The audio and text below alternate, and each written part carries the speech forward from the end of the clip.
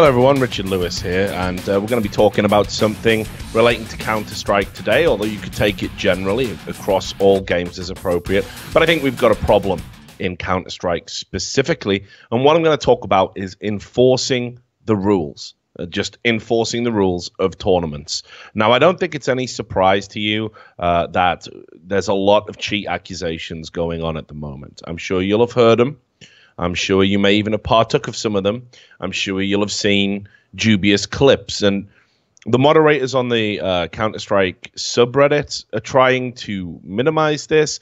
I've made my views on it clear. I've said this before, you know, when League of Legends scripters first started getting popular, I did a video, I think it's still in this channel, called Cheats Come to League of Legends. And it was to raise awareness that scripting was going to become a problem in that game unless people acted. And that video was suppressed on the subreddit. Anybody trying to talk about it is suppressed on the subreddit. Everybody says that, oh, if you draw more attention to it, more people will go out and cheat. Well, I don't want to fucking blow anyone's minds here, but there's a thing called Google. You can type in the name of the game followed by the word cheats, and you will find cheats. I know this video right now is probably part of the problem, right? If someone really wants to cheat in a game, they'll find a way to do it. That's why there's a market for it, whether or not we talk about it. Now, in my experience, the best thing to combat cheating is to be able to talk about it openly, to exchange ideas. If you are aware of a cheat going around, to point it out. If you're aware of an in-game exploit, to point it out. This leads to developers very often reacting quicker and hot-fixing the game. When you suppress discussion of this important issue, you play into the cheater's hands. That's my experience with over a decade of talking about this topic. And to just give you an example, in Counter-Strike Source, this is going back some distance, I've talked about it before, there was a cheat called Vent.exe. It was a LAN aimbot. It was like 197 kilobytes. It was designed so it could be put on the memory of a mouse or on a flash drive and just snuck in. The popular chat program at the time was something called Ventrilo. That's what people would use. And what this would do is when you loaded it up, it had no HUD, it had no GUI. It would just exist in the background, and it was activated through the numpad keys, and all you did is you put numlock to activate it, minus I think set it to head, plus set it to body, and you could deactivate it again by pressing numlock, I think. Anyway, and it would, if you went into Control-Alt-Delete and looked at Task Manager, all you would see is there would be something else called Vent.exe, which was the name of the Ventrilo exe, and people would go, oh, it's just another instance, I'll just remove that, and that would turn the cheat off. So I got a copy of this private cheat from some of my friends in the Benelux scene, which is where it originated from. And I wrote an article about it on the website I was at the time, cadred.org. I got a lot of heat for doing it. I also made it publicly available. I gave it to people. I said, look, this was a private cheat that about 30 or 40 people that you know, supposedly had. Now everyone can have it. And lo and behold, Valve got hold of it. Obviously, I sent it to Valve as well. I sent it to ESCA, I think, and a few other anti-cheat makers in like Australia and Enemy Down, which had their own anti-cheat called X-Ray. And so I did that first, but I also made it publicly available. So it was like, if you want to fucking cheat, you're gonna get caught. This needs to be patched out of the game, and it was patched out of the game. And I stand by what I did. I fixed that problem. And even though people said, oh, you should have like kept it secret and we should have done a sting operation, like, how many games are going to get fucking ruined? How many competitive games are going to get potentially ruined if we sit around and wait to try and catch a high-level pro? Fuck that. Get it public, get it banned. That's my attitude towards cheating. Now, what's going on at the moment, unfortunately, is we've starting to have a groundswell of people that aren't confident in competitive games, that people, there's a significant number, more than you would care to know, that believe that pros are cheating. And, I think I've made my views on it quite clear. I think maybe one or two probably are. I think that's the nature of the beast. I think at any point in any sport, you will find professionals cheating, trying to get ahead.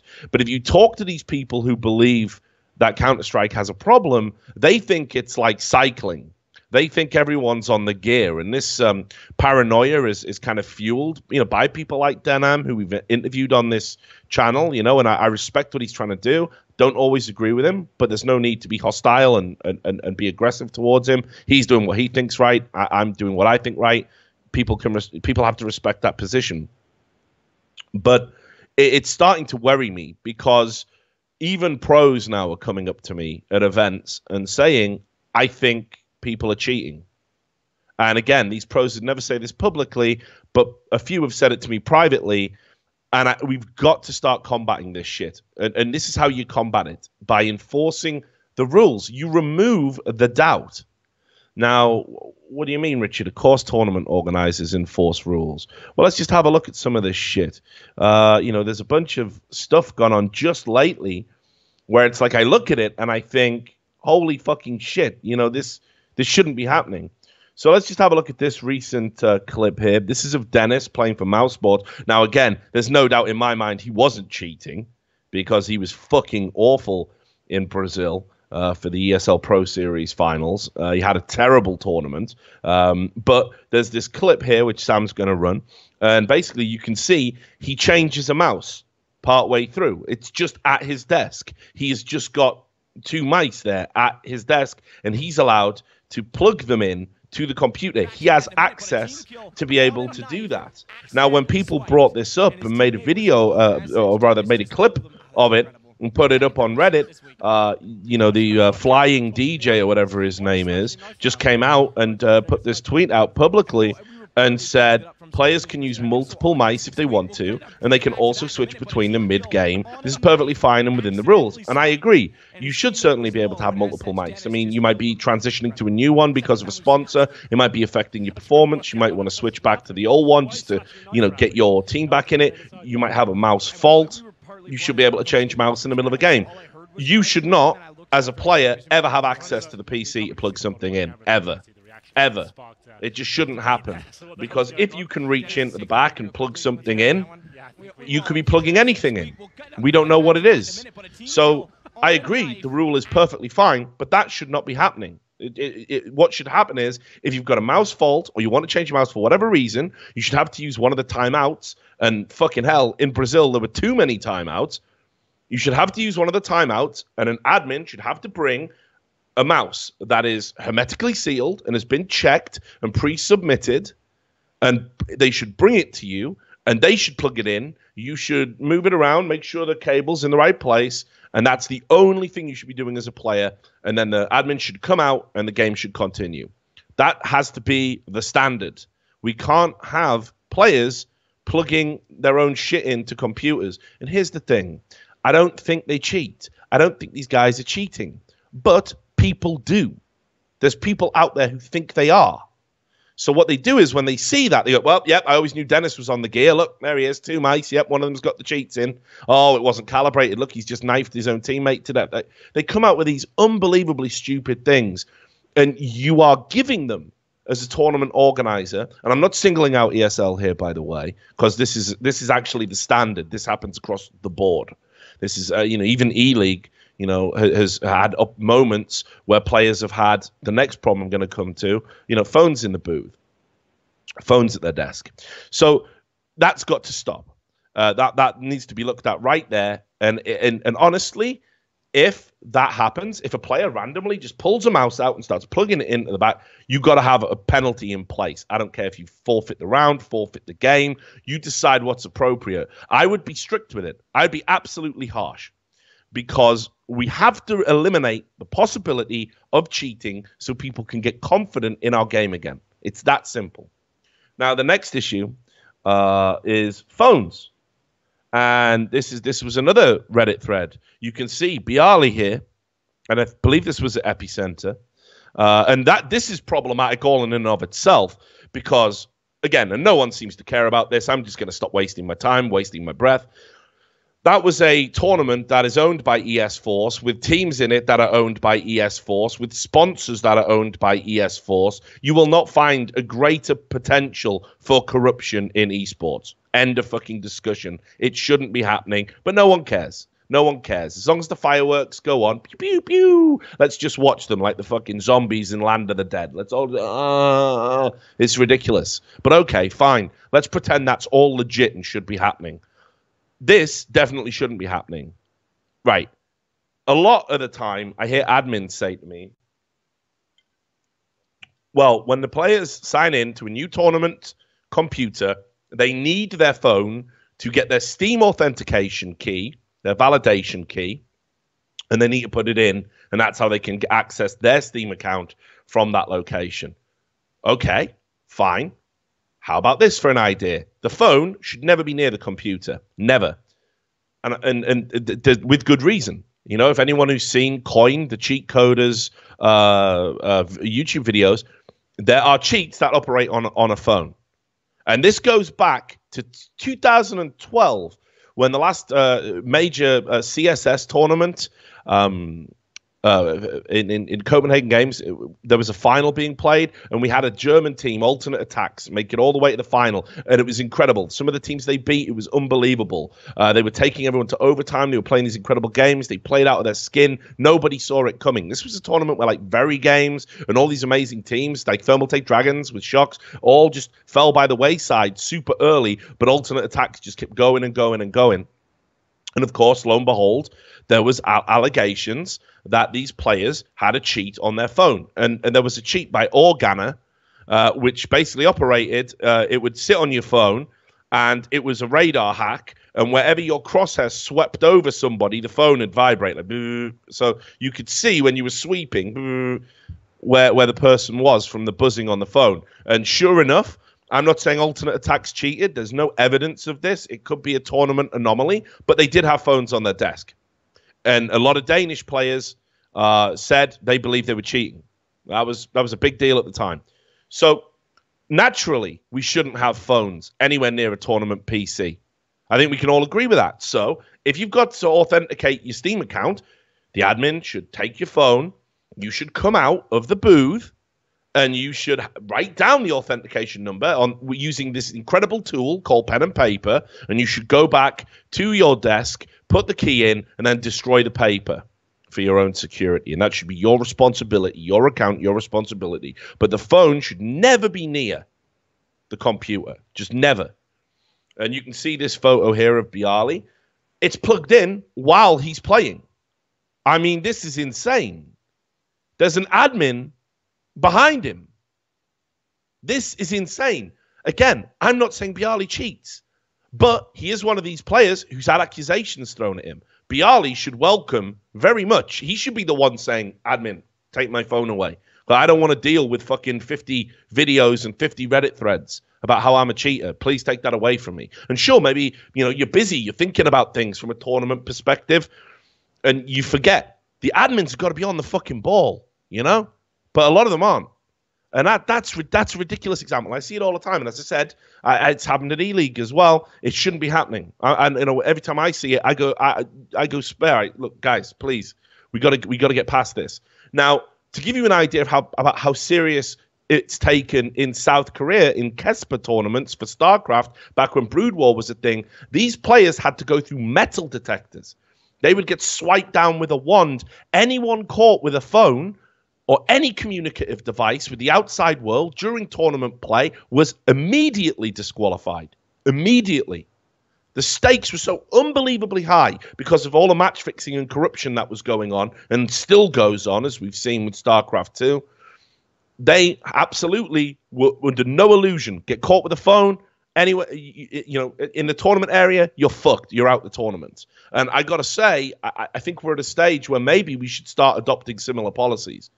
If you think that's too harsh, understand that when people lose confidence in the game, we lose viewers, we lose sponsorship, we lose money, and we lose longevity.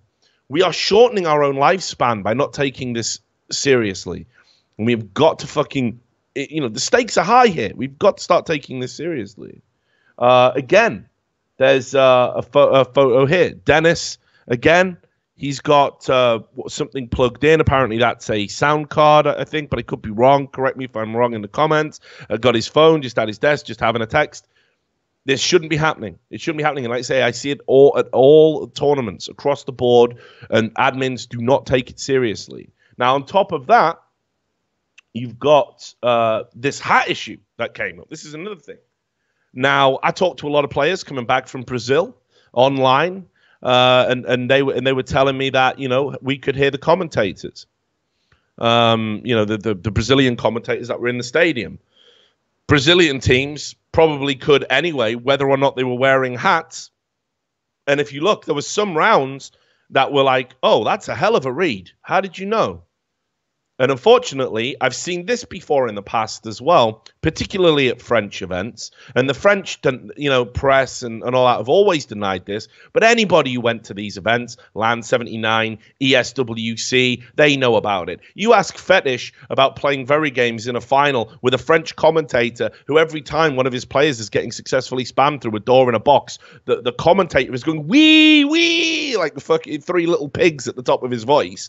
Right, so that the player keeps spamming it, and one of the things I always loved Fetish for is when they did the fucking post game interview, and they were like, "Oh, so why were Very Games so good today?" He just went, "Well, they had some help from the commentators." He just said it flat out, and the guy was going, "No," and he's going, "Yeah, absolutely." I'd love to see a clip of that again. Frankly, it's one of the reasons why I'll always love Henrik.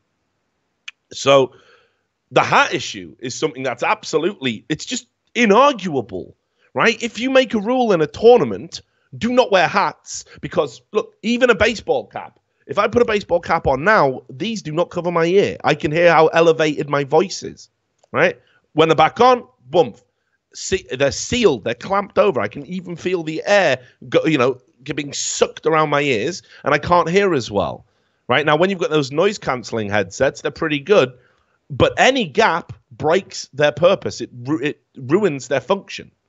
So if you have a rule, no hats, it's just no fucking hats. Why can't it just be no hats? Why is it got to be, oh, well, a baseball cap's okay, but a beanie of a certain thickness? No hats, just no hats. Let's just have no hats. I don't care if a player is insecure about his receding hairline. Join the fucking club, suck it the fuck up. You're a pro player. There's rules. And these rules have to be enforced.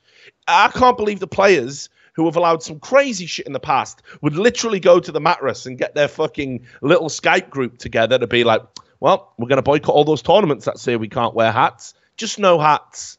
Let's just have no hats. How about that? And just simple across the board. Let's all agree. And the players should want that. The players should not. Like, if I was Henny, who's been accused now on multiple occasions of trying to game the system by not having it all the way on, or having, or having hats, or having his headset off, or having other headsets on, I'd be like, yeah, do you know what? Like, protect me from the accusation.